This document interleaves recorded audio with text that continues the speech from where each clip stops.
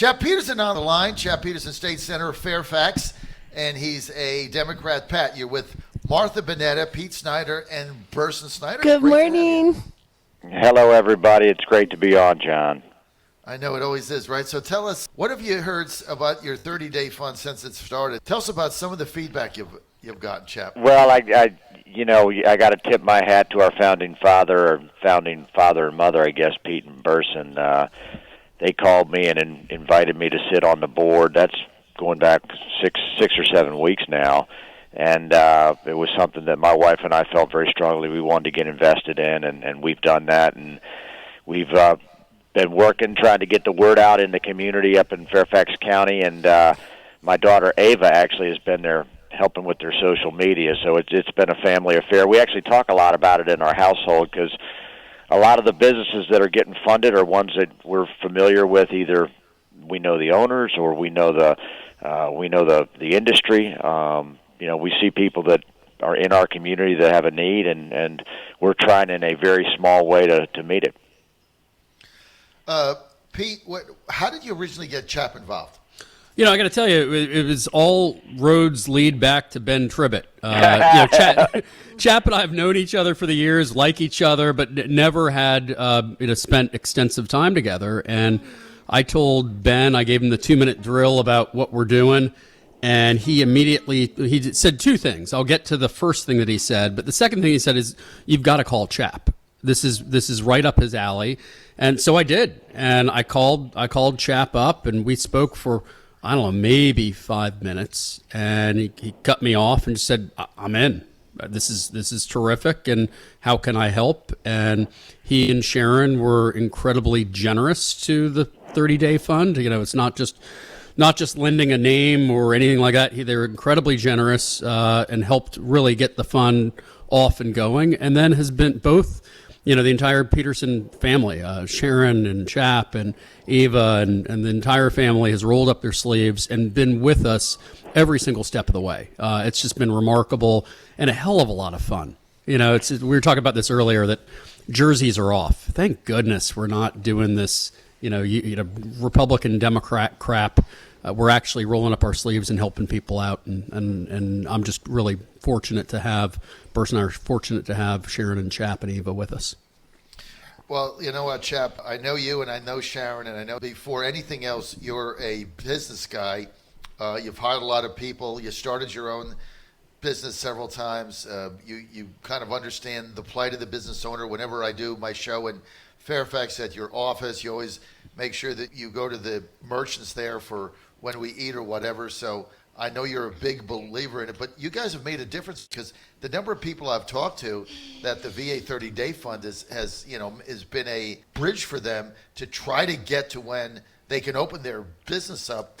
I just want to commend both yourself and Sharon for getting involved in it, Chap, because you guys have really made a difference. Well, thanks. And John, I know you're broadcasting from Charlottesville and you're in the beach, and I'm up here in Fairfax City, although I'm getting out of here in about 6 hours, hopefully. But, the one unique thing, and it's about maybe a little bit about my business, certainly about my community, is we've got a foot in multiple communities, and one being the Korean-speaking community up here in Fairfax County, and they've been just crushed by this whole situation. I mean, there's been the people that own the nail salons and the barber shops and the dry cleaners and the restaurants. I mean, our small business community is largely minority and largely non-English speaking, and the Korean community is the largest of those, although there's several, many, and just having a footprint in that community. One of the businesses we funded was a radio station, and I went down there to let them know about the grant. It was a Korean-speaking news station, and since then I've been coming back to give them updates because most of their listeners are out of work right now. Not by choice, trust me. Mm-hmm. Now, look, what you guys have done is fantastic. I also want to bring attention to an op-ed that you and Pete Snyder co-authored called Barstool Economics. I think it's running in the pilot today, and it's going to be statewide. And basically, you're calling for Virginia to reopen for business. Chap, one of the really frustrating things, and I know it sounds partisan, but it's not. I don't like the way the governor's handled this. I mean, I was at the beach on the ocean front talking to business owners on, I think, what's today, Friday? Wednesday. Mayor Bobby Dyer was there, many others. And if they don't get open in Memorial Day over the summer, they file bankruptcy. I mean, there's no money there. And so the governor said half the beach can be open, but you can't play music. But nobody asks a question as to what the plan is here. When are we going to open? When are we going to get these businesses open? Here's another example. This is insane. Restaurants can only serve outside. So it's been raining for 5 days? So guess what they're doing? They've put up tents. So they move the tables outside and put it under a tent. What's the difference than if you're in a tent outside or you're inside? Chap, this is insane, and it's putting a quarter of the country's out of work. People are filing bankruptcy by the hour, and the governor has not given us any plan to go forward. Why? John, one of the things I always tell my clients is never ask me a why question, because I don't know why.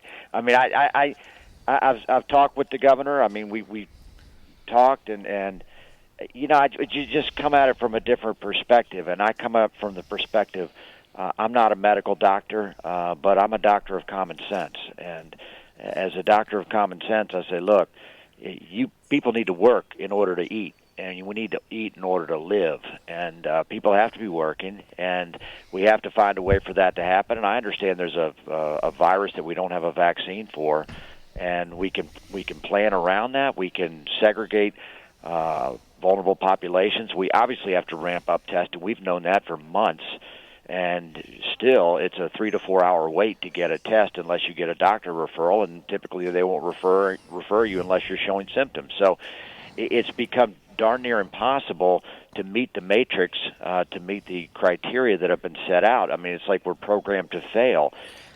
But, here's the bottom line. I think Pete and I said in our editorial, and he wrote it, then I edited it, so we'll both claim authorship. But there's never been a risk-free moment in American history. There's just never been one. And, ironically, if you look at the founding of this country and when momentous events occurred, whether it's the Revolutionary War, whether it's Jamestown, whether it's the Civil War, whether it's the Civil Rights Movement, these were not risk-free moments. These were moments when people stepped up, oftentimes in situations where, the experts would have said, don't step up. And, that's just how this country was founded. That's our DNA as Americans. Whether people have been in this country for, several hundred years or just a dozen years. At some point, they decided to take a chance to come here. So, I may be a lonely voice, and I'm resigned to the fact that I'm in the sort of the unpopular minority, but that's fine. I've been opposed to what I've seen going on for the past, certainly at least the last 30 days, and I'm trying to do what I can to help out as a private citizen, trying to do what I can to keep my own business going. And as a public official, I have spoken out. I've been chastised for speaking out, and I'll keep speaking out because that's what I'm going to do. Yeah. Good for you, Chap. Chap. Martha here. I'm a Chap fan. I want to speak to what you said when you first started talking about Governor Northam. This really is a missed opportunity for him. He is the only sitting governor who's a physician. And this was an opportunity for him as the sitting governor of the Commonwealth of Virginia, a doctor, a physician, to really take leadership. And instead, the messaging has been confusing. Even since we've been doing the show this morning, I've been getting all kinds of messages with people saying, we're so confused. We have no idea what's happening in Virginia. When are we going to open? Where can we, when is this going to be solidified? Are we going back to school? Yeah, I mean, exactly. That's a central question, Right. Pete. Well, and let's talk about that for a second. Yes. In Virginia, you have a constitutional responsibility to educate your children. Yes. Okay. And as Burson Snyder says all the time, we're not going to get even 50% of our economy back if schools don't open again. Now, we need them to open safely, but Right. no one wants to send their kids into a place that's going to be at risk. But come on. We can't get our economy back if we aren't educating our children. And it can't be mass homeschooling. And additionally, the failures of the public school system and higher education on online learning.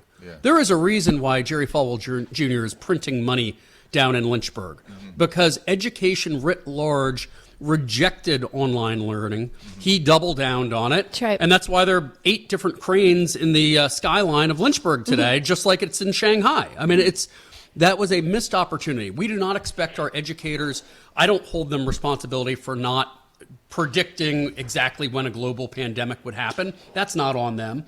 But they could have had a better plan for online learning. It is 2020, not 2001 or 2002. Everyone should have broadband access.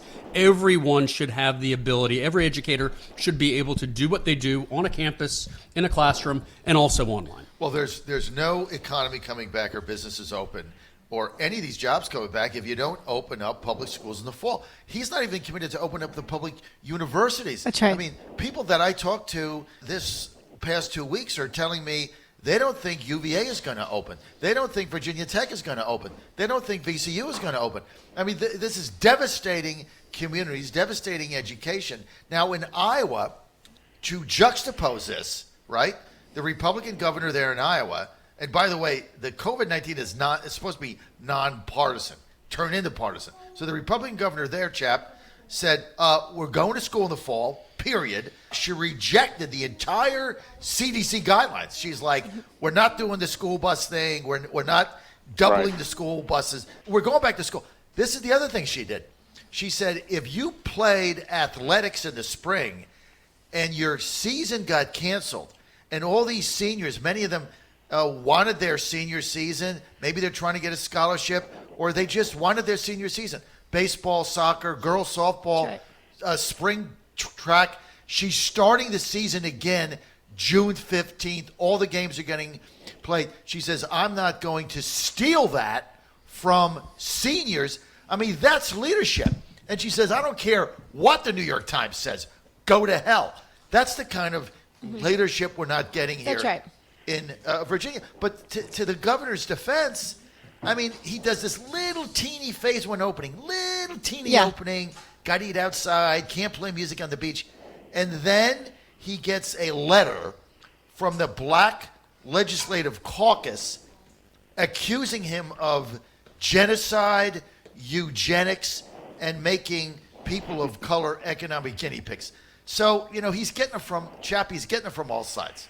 Right. And you know what, John, it is ironic that, of course, I'm in Fairfax County where we were supposed to open on the 15th, and there was this backlash, not by people that own businesses, I can trust you that, but backlash by basically people that are sort of demanding that we stay shut, that are very prevalent on social media. And, you know, the county board supervisor, the chairman of our 3 most populous counties, basically told the governor, no, we don't want to open. And the Chamber of Commerce took zero role in actually advocating for businesses, mainly because the businesses they represent are very large Fortune 500 businesses that are, you know, working just fine and making money just fine. And the ultimate irony is, John, and this is the part that nobody has been talking about, although I've tried to talk about, is that the winners and the losers are so stark that the winners are these huge retailers with an online presence, the Targets, the Walmarts, the Amazons, and the small business, the small independent business, which, again, in my part of the state are, you know, probably 70 to 80% minority owned, have been absolutely crushed, and they're the ones that are going out of business and filing bankruptcy. And as a Democrat, I mean, I believe we need to respect people that work for a living and honor their labor and pay them fairly for their labor. But how can we do that if they can't even open their damn business? So, you know, I'm proud to be a Democrat. I see myself as more of on the freedom, libertarian side of the Democratic Party, perhaps. That's fine. I don't expect everyone to agree with me. But I will tell you, it's frustrating for me as a businessman, and I've made a lifetime in representing small businesses and making sure they got a fair shake in the court system, to see them not being able to open, or if they can open, you know, for example, I've got auto body clients. They don't have any business right now because nobody's on the road, and they just can't keep their workforce employed. It's just not fair.